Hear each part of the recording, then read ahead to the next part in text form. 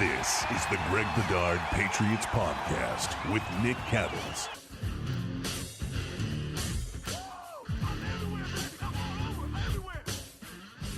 What's happening? Of course, we are brought to you by Legends, a premium athletic apparel built for the modern athlete, owned by some of your favorite athletes, including number 55 himself, the man, the myth, the legend, Willie McGinnis.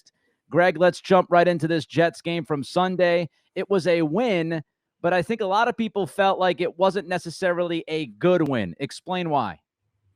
Yeah, I would agree with that, Nick. I just think that, look, it was a sloppy game all around for the Patriots. Their offense, pass protection was a big issue. Execution was a big issue. The run defense was probably worse than it was in week one. And the big thing is that they were +4 in turnovers, basically a drive into the second half, and yet they weren't even close to putting the Jets away. And it was really a game until about the midway part of the fourth quarter. And if you're a good team, if you're a good team in a good place, that should not be the case. They should have dusted the Jets by the start of the fourth quarter at the latest, and they didn't because they're scuffling right now. They're scuffling to put things together, and so it was a win. It wasn't a good win, but they're 1-1, and now the schedule starts to get a little bit tougher. Yeah, it was a game that I felt like they were in control of for the most part. I never was necessarily concerned about them losing. Of course, it would have been much easier if they just beat the brakes off of them. And I think it's interesting, Matthew Slater in the post game in the locker room welcomed new members to the congregation, so to speak, after the win. And I think we need to remember that. And I read your piece after the Jets game about how, you're trying to put the pieces together and it's going to take some time. And I think this team might not have that killer instinct just yet. They're still trying to find themselves on both sides of the football. This might be a work in progress. And I know a lot of people don't want to hear that, but a lot of teams go through this kind of thing. And I just can't happen to, gloss over what they did with Tom Brady for 20 years. And I just think Patriots fans are used to this team walking into the season, not being perfect, but looking better, being, more prepared, so to speak, or willing to take, advantage of those opportunities they were given by the Jets more often than they were on Sunday. I do think this is mostly a work in progress. Let's talk about the offense. Why don't you think this offense has fully got it going yet, especially in the red zone? Yeah, I went back and looked at least the TV copy because the NFL Game Pass is still screwed all the hell up. So we don't have the coaches' film yet. And, luckily, that stadium, they have a pretty decent angle where you can see most of what's going on. And I went back and sort of looked at the drives that stalled and tried to pinpoint the reasons. And to me, Nick, and this goes to what you were saying about how this is basically a brand new group. Almost universally on offense, it was poor execution. And it wasn't the same thing every time. It was a little bit of everything. I would say that the pass protection has been a big disappointment so far, considering that you have 4 guys, when who's in a new spot, but really you have 4 guys that are back and are veterans and have been in the system. And I thought that they struggle when I think Josh McDaniels wanted to give Mac Jones time to make a play down the field. He didn't have it just because the Patriots couldn't block it up correctly. I mean, I think that there were some issues with there's some timing issues in the passing game. Like, for example, there was a pass in the left flat to James White that was a little bit high. He basically got killed on the pass. Oh, yeah. And it just looked like, to the layperson, I think it looked like, all right, that's Mac Jones taking a check down and not really delivering a good pass. What I saw on the play, and look, I could be off, but I'm just going off of years watching the Patriots. To me, that was one of their typical, hey, we think we're going to get man-to-man. We're going to have the tight end go out about 4 yards, basically park himself and get in the way of the linebacker covering the running back. And we've seen this from years. We've seen it with Rob Gronkowski setting the pick, sometimes offensive pass interference. We've seen it with Ryan Izzo, sometimes pass interference. But it's a staple play of theirs. And what happens on that play is Hunter Henry, who's new, who barely had any reps in training camp, probably runs the route about a yard too deep, or a yard or two too deep. And that allowed the linebacker to undercut Hunter Henry and to be in position to make the play. Whereas if they rep that more, if they have better timing, Henry gets in the way and James White's wide open and he's going for about 30 yards down the sideline. So that's what I'm talking about in terms of the timing, the execution of the offense. It's just not there right now. And it's a little bit of everything. It's the line, it's the receivers, it's the tight ends, it's Mac Jones at times, it's the running backs picking up pressure.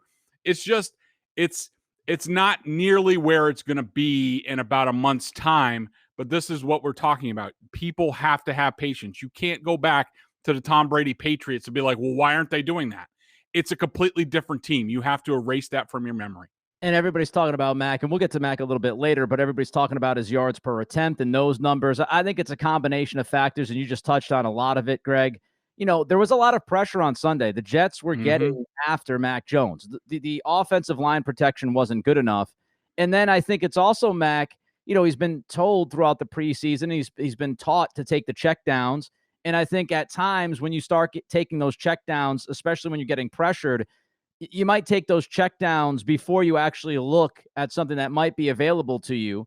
And he kind of, you might be able to fall into that habit a little bit. So and I think he mentioned that after the game, talking about I can hold on to the football longer.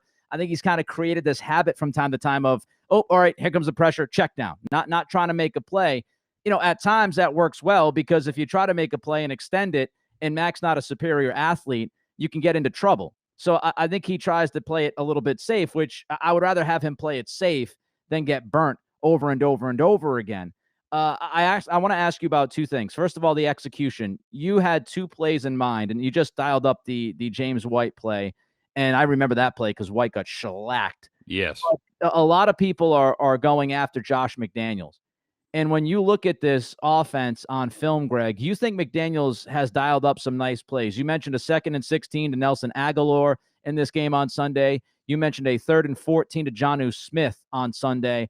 So McDaniels is drawing up some nice plays. Is this, again, just execution? And from time to time, you see what's going wrong, and it has nothing to do with the play calling, so to speak. Yeah, first of all, I mean, not even plays that I highlighted for you. There were a couple draw plays that should have gone for big yardage, but just weren't blocked properly. Guys either not holding their blocks or, not getting to the second level, that kind of thing. There were two plays, two long yardage plays. 2nd and 16, Mac Jones passed short left to Nelson Aguilar for 2 yards. So this was a sort of like a little screen to the left. And what happened is that Isaiah Wynn, who had a really rough game and has gotten off to a really rough start this season, what happens is he's supposed to block down, basically make it look like a running play, and then he's supposed to get out and block the screen. And what happens is he blocks down too hard on the end to fake the run, and he can't get out, and all of a sudden the guy's He makes the tackle for 2 yards, where really, if you look at it, if he makes that block, it's going to go for 10 plus yards. And there was a very similar play, 3rd and 14. This was in the red zone. I forget why they were in long yardage, but so it's 3rd and 14. It's basically almost sort of like a middle screen to Jonnu Smith, and it's set up basically everybody. I think Jonnu's by himself to the left, everybody's to the right, and basically they're all sort of running verticals to clear out for Jonnu Smith, and it works perfectly. There's a little bit of pressure on Mac Jones, so the pass is a tad high. Yeah, but really Jonnu Smith should come down with the ball, and if he does, I think he has a chance to score a touchdown on that play. He at least picks up the first down. All of a sudden now they're at least 1st and goal. And so those are the type of plays where they're just a little bit off. And I thought there were great play calls by Josh McDaniels. I thought there were probably a handful of those in this game where you're like, oh, well, he has the Jets dialed in pretty good. That was a good call. I will say, give the Jets a little bit of credit. They did a really nice job sort of slow playing their ends. That gave the Patriots trouble. Like there was that one bubble screen to Mac Jones's left where he hesitated and he threw and it only went for about a yard. That was a great play by the cornerback, not going up the field and sort of making it hard on Mac Jones. So, equal parts, not great execution, but also you have to tip your cap to the Jets because they get paid too.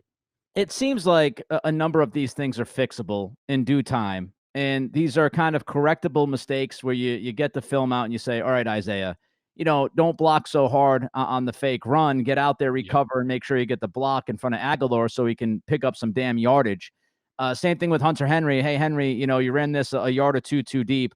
Well, let's make sure you run it a little bit more shallow next time so we open up some space for White. And so I'm not, by any means, punching the panic button. I think there are simple execution mistakes being made that can be corrected. And I trust this coaching staff. I have to trust Josh McDaniels and Bill Belichick to get it right. Before we move on, I did want to ask you, because you mentioned him, Isaiah Wynn has looked mostly like a dumpster fire through the first 2 weeks. What the hell is going on? I don't know. It's a good question, Nick. I don't know if it's maybe we have overrated him a little bit in the past because I think, what's the stat? I think it's been healthy for 19 of 52 games or something like that. And maybe, he's been able to be good in those short sort of windows that we get to see him. And now with 2 full games, we're seeing more. I don't know. He was on the ground a lot in this game, and I don't know what to make of it. We all know that right tackle was an issue in this game, that they went from Yasir Durant to Justin Herron back to Durant. And terrible. Yeah, I mean, it wasn't good at right tackle, but like left tackle, like this is a guy that you've picked up his 5th-year option in Isaiah Wynn. So next year he's going to get paid a big bit of coin picking up that option. And to this point, he just hasn't been very good. And I don't want to say it's like an undersized type of thing because I don't think that's what it is. I think it's just his technique's been a little bit poor, but I do think Wynn is sort of emblematic of what you're talking about, Nick, where I think, yes, I said you have to sort of erase your memory of the Tom Brady offense. But, one thing that I want you to keep in mind, and you pointed it out well, is if anything, this coaching staff has a track record of improving the team as the season goes along. I mean, we've seen it before. Remember the Monday Night Massacre in Kansas City when they were 2-2. Yeah. Remember what they went to a couple years ago, 2018, I think it was. They went down to Jacksonville and to Detroit and got shellacked in both places. Started off 1-2, and they ended up winning the Super Bowl that year. And so, yeah, I think you combine that the Patriots, maybe in hindsight, unnecessarily gave too many snaps to Cam Newton in practice and things like that. I'm sure that didn't help. But this offense should get better as the season goes along. They just need a lot more reps, and that includes Isaiah Wynn. I don't know. Yeah, I mean, you got Joe Thuney not there anymore either. So it'll be interesting to see if Wynn figures it out over time. Maybe this is an Isaiah Wynn island that he's on, and without Thuney, he's got to get used to this a little bit, figure some things out, and as the year progresses, he gets better. We still got to talk about Mac Jones. We still want to talk about these tight ends and wide receivers a little bit, and we want to talk about the run defense. Let's talk about Mac Jones. Your thoughts on his day? I thought he was okay at best in this game, and I thought he was much better in the first game. I will say that I think it was sort of dependent on the defense. Like I think in the first game, the Dolphins, the pressure that they brought, that he was able to see it, that they went shotgun spread, and Mac could sort of pick and choose what he wanted to do, I thought was really effective for him. And this game with the I keep wanting to say the 49ers because I think Robert Saleh and I think 49ers, but the Jets run. I mean, it's the same scheme. The Jets ran a lot of zone and they changed some things up and presented some problems, and so I think it was tough for Mac Jones to really get a read. But then again, the pressure had a lot to do with it. I mean, I only had Mac for 2 positive plays. One was his run block, which was ugly and Tom Brady-esque, but it got the job done. Yep. I thought the only positive throw that I had for him was a 24-yarder to Jakobi Meyers. That was over the top, over the shoulder again. But, he had a couple of tough throws. He had the grounding penalty. He had the fumble that didn't count, but still, you can't be putting the ball on the ground. That's twice in 2 weeks. And so I thought it was a learning experience for him. And, not great, but look, it wasn't what Zach Wilson did. That's for sure. And so, you can take something from that. Yeah. And I think it's only fair when we talk about this offense trying to find itself. Obviously, Mac is a pivotal part of that. And if you don't expect a guy to have some ebbs and flows during his rookie season, then I think that's somewhat unreasonable. We've seen rookie seasons, Justin Herbert. Here's the thing. People have to look back at the history of rookie quarterback seasons. And, the top 4 or 5 rookie quarterback seasons have not necessarily been spectacular. They've been good. You can talk about Dak Prescott. You can talk about Baker Mayfield. You can talk about maybe Russell Wilson. But you're looking at, 22, 23 touchdowns and about 11, 12 picks. Nothing spectacular. Here's what happened. Justin Herbert had, I think, the best rookie season that a quarterback has had in the league. Don't forget about it. Lamar Jackson came in halfway through the season, his rookie season. His MVP season was not his rookie year. Patrick Mahomes sat for a year behind Alex Smith before he got out there and played. I'm talking about a guy straight out of the draft and walks into the NFL. You could argue that Herbert had the best rookie season we've ever seen from a quarterback. So now I think everybody is kind of stacking up this class to what Herbert did last year, which I'm not sure is reasonable because that season last year Herbert had was an anomaly. Usually what you see is some ups and downs, especially early in the season. And I think, that's part of Mac's story. I think the offensive line issues are also a big part of the story. I'm not concerned at all about him. I think you will see some of these hiccups, but you also see some of these, nice throws like the Jakobi Meyers where he checks it and makes an unbelievable bucket throw. So I think he'll be fine. Your thoughts about the tight ends and the wide receivers, Greg? What's jumping out to you when you watch the film?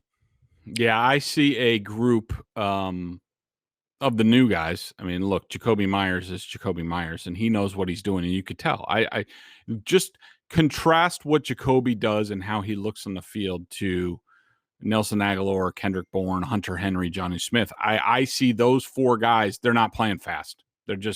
They are thinking their way through things, and that's no way to play offense. And so that's not going to help Mac Jones out.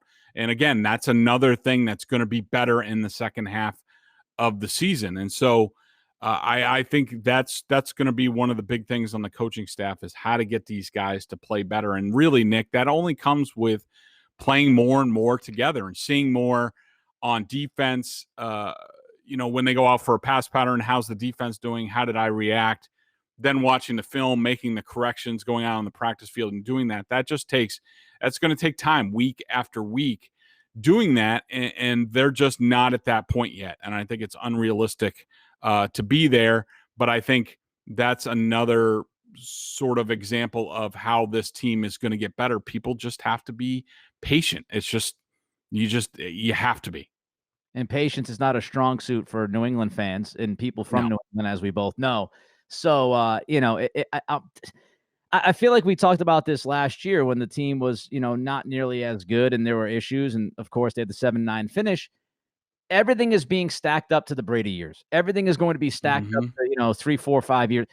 And I think we've got to look at this as tough as it is because, in this debate world, everybody wants to go back and forth and still deliberate about Brady and Belichick, which makes my stomach sick. But, you've got to look at this as an individual team now. We talked about it during the offseason. Yes, they went out and they spent a lot of money, which we both thought what Belichick needed to do, given the state of the roster. But when you spend the money and you bring in a bunch of new dudes, guess what? You're bringing in a bunch of new dudes, and they've got to figure out how to play with each other in the offense and the timing of it and the execution. It's not going to look like a polished, finished product in week 2. It's just not going to. Speaking of not polished and finished, holy crap, Greg, this run defense stinks out loud right now. What's happening up front? It's bad, Nick. It really is. And, some of it you want to put on, all right, unfamiliarity with like Davon Godchaux and Barnmore being out there, but it's everybody. It's similar to offense, Nick, where with the Patriots offense, where look, these guys need reps together. They need to get on the same page. But I mean, you'd like to see guys like Godchaux and Guy. I thought Guy was better in this game. Yeah, he made that red area. He was good. Yeah, that 3rd and goal, that was a nice play. That was a Lawrence Guy play that we're used to seeing. So that was promising.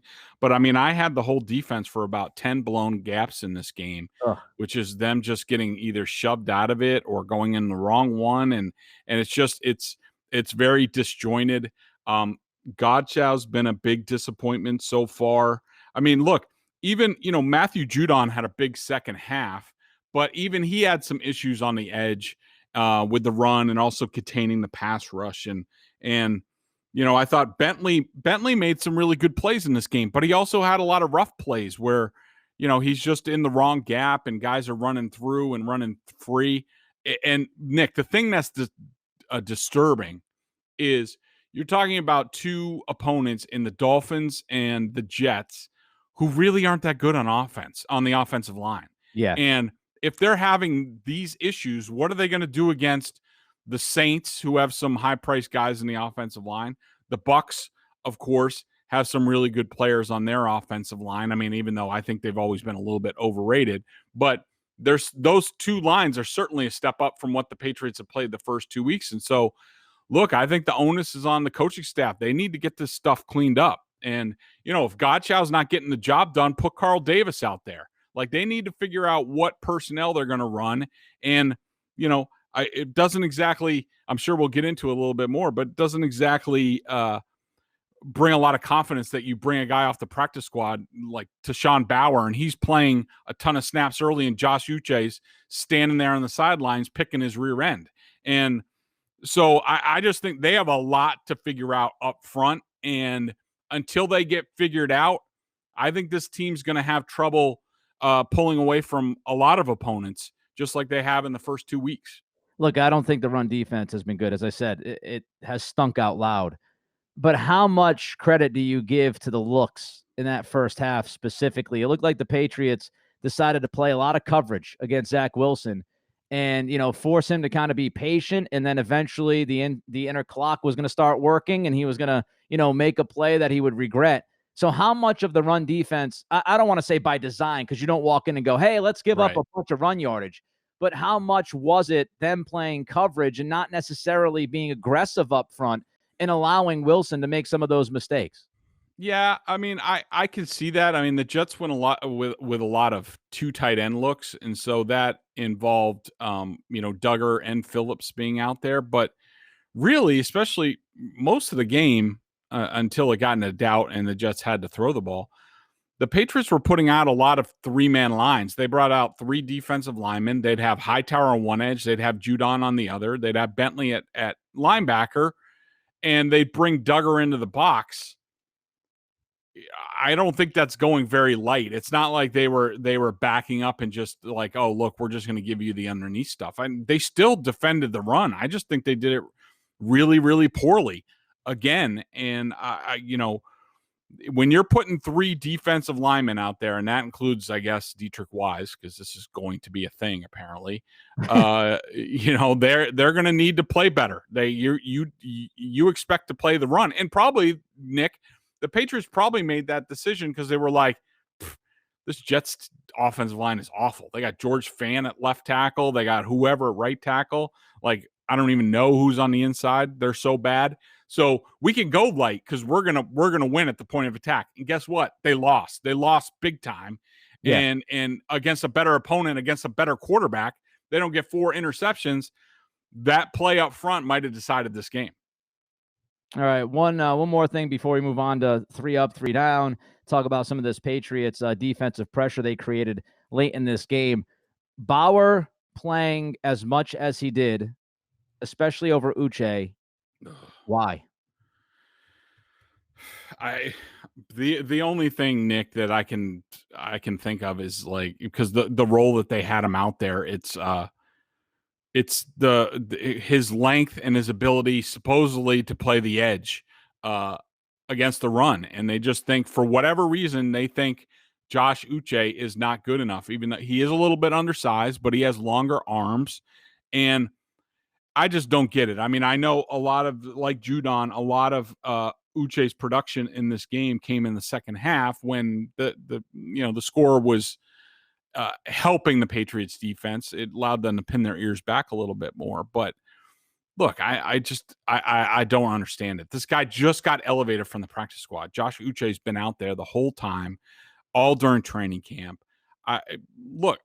Sometimes you need to go with the younger kid, and you drafted him there, play him, what have you. I just don't understand it. And this game, going back and watching the film, I mean, I had Uche for 1, 2, 3, 4, 5, 6. I mean, I'm even running out. I ran out of space in the second half. 10 plus plays for Josh Uche in this game, and Tashawn Bauer had 0 and 1 minus play with an edge. So, like, what the hell are we doing here? Stop getting so cute with the personnel and, oh, I need Dietrich Wise and his arm length and Bauer and his arm length. Just play guys who are going to make plays. I know Uche's going to make plays. That's all he's done since he's gotten here. Just give him a chance. I'm getting sick of watching some of this stuff. And you wonder, we also have to include the idea that, Kyle Van Noy was not out there. So, maybe Van Noy, especially when we talk about the run defense and setting the edge and all that stuff, before we got into this season, we talked about Judon, Van Noy, and their ability to help against the run. Well, you were missing one of those pieces. So it's fair to bring that up. Not to say that Van Noy would have been the difference maker and the run defense would have been spectacular, but it's only fair to bring up that they did miss him, I think, in this game on Sunday. All right, before we move on with 3 up, 3 down, I'm going to tell you about Legends. I mean, Legends is the premium athletic apparel company that we've been talking about over the last few weeks on this podcast. Just great stuff. The hoodie is light enough where it doesn't weigh you down if you're working out, doesn't get all sweaty and messy. And also, if it's a hot day, you're working outside or whatever, I think the T-shirt they have and the vented shorts, as Greg has talked about, I mean, those are the cooler options. So you can work out, you can do things and not feel like you're going to die of sweating and heat. So check out legends.com. It's premium stuff. Greg, tell them all about it. Hey, Patriots fans, when I say the name Willie McGinnis, what word comes to mind? Defense champion? What about Willie McGinnis? What about legend? Well, add to that list entrepreneur, because number 55 is one of several athletes who are investors and owners in the athletic apparel brand Legends. That's right. Willie, along with guys like Steve Nash, Baker Mayfield, Matt Barnes, former Celtic Marcus Morris, and even entertainment icon Quavo, are just a few of the names building Legends into the hottest apparel brand in the market. Visit legends.com today to shop the latest trends in athletic apparel, from shorts, tees, hoodies, and more, and save 20% when you use our code PATS20. That's legends.com and promo code PATS20. Offer ends October 10th. And Nick, I got to tell you, I had the shorts on yesterday, and I was very impressed. Like, I'm a guy who likes comfort, and these are more of the athletic type shorts. And what I really thought was cool is that they basically had almost like the underwear built in to the shorts, and like they were a really nice fabric. They were really comfortable. The shorts were really comfortable. My kids at first, when they saw them, they're like, I don't know, Dad, I don't know if those are your style. But then I had them on yesterday, and they were like, those look pretty cool. Even on me, they look cool. So make sure you go to legends.com, check out all the stuff they have, save 20%. I mean, 20%, that's a good chunk of coin. And I also saw that they're running a free shipping special if you order enough stuff. Use our code PATS20. That's legend.com, promo code PATS20. Offer ends October 10th, so get on it. All right, we got some more stuff to quickly run through here. I want your 3 up and 3 down, Greg. Let's start with the 3 up.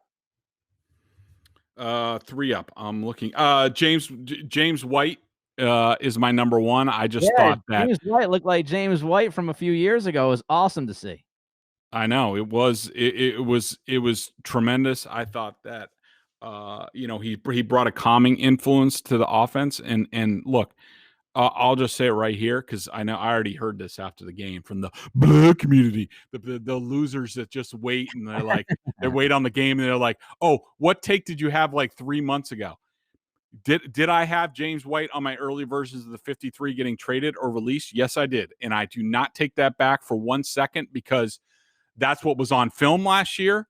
James White was a free agent, got exactly 0 offers from anybody else, which tells you what his film was. And early on in camp, he did not get off to a good start. But he earned what he got, which was he turned it around. And since about the midway point of training camp, he has been the old James White, and we saw it in the game today. I do not regret what I said before. I don't take it back. I stand by it.